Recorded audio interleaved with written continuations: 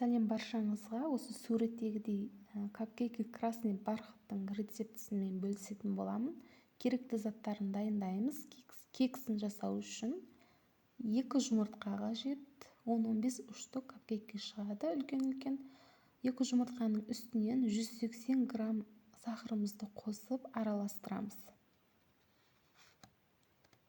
Үстінен 120 грамм сұйық майды қосамыз. Сұйық майымызды қосып араластырамыз бір келкі болғанша. Енді бұны бір шетке қойып, 180 грамм сүтімізге красный красителді қосамыз. Қосып араластырып аламыз.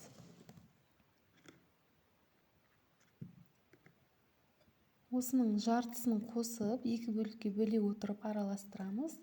Үстінен ұн қосамыз. Ұнға какао 1 қасық, 1 шай қасық сода қосып, бұның да жартысын қосып араластырамыз.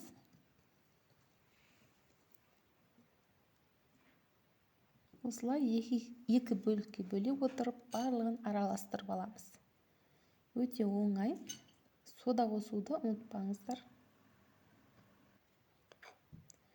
Енді біз ыдыстарымызға құйып шығамыз. Жарты-жарты қылып, міндетті түрде 180 градуста пісіреміз. Қатты қыздырып пісіріп жібермеңіздер, арасы шикі болып қалуы мүмкін. 180 градуста жарты сағатта пісіп шығады. Мінекей тексеріп көрдік, құрғақ. Енді ортасын тесіп алып тастасаңыздар болады. Кремін құю үшін. Кремін дайындаймын. Кілегейді, сливкиді жартысын қолданатын боламын, және творожный сыр қолданамын.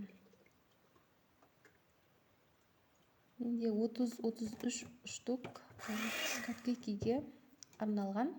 Мөлшерін азайтсаңыздар болады. Сахарный пудра қосамыз. Үстінен 100 граммдай. 250 грамм сливкиге 100 грамм сахарный пудра қостым. Оның үстінен творожный сыр қосамын. Қойыланып кетпей жатып, творожный сырды қосамыз.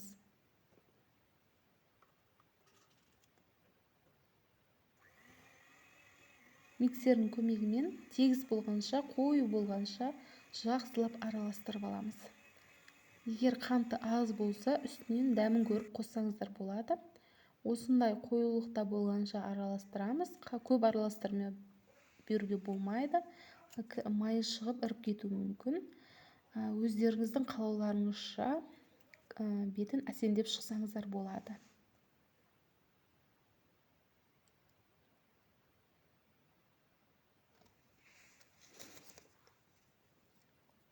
Мен 3 түрлі капкейкі дайындадым. Буфи пай тестасымен, молочная девушка тестасымен және красный бархат тестасымен. Өте әдемі, дәмді, керемет болып шықты.